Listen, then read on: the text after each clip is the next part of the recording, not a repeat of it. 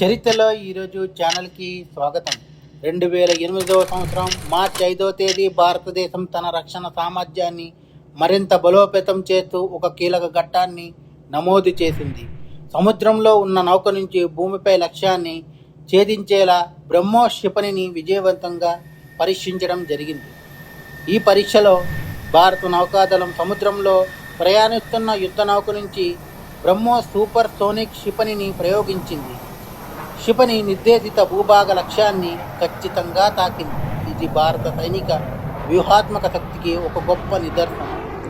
బ్రహ్మోస్ ప్రత్యేకత ఏమిటి అంటే సూపర్ సోనిక్ వేగంతో ప్రయాణం చేయగలదు, అధిక ఖచ్చితత్వం ఉంటుంది, సముద్రం, భూమి, గగనం నుంచి ప్రయోగించగల సామర్థ్యం.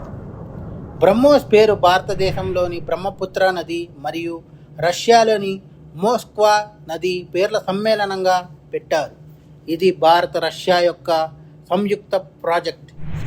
2008 సంవత్సరంలో జరిగిన ఈ సముద్రం నుంచి భూమిపై దాడి పరీక్ష భారత నౌకాదళానికి కొత్త శక్తిని ఇచ్చింది. ఇది భారతదేశం స్వదేశీ రక్షణ టెక్నాలజీతో ముందడుగు వేసిన ఘట్టంగా నిలిచింది.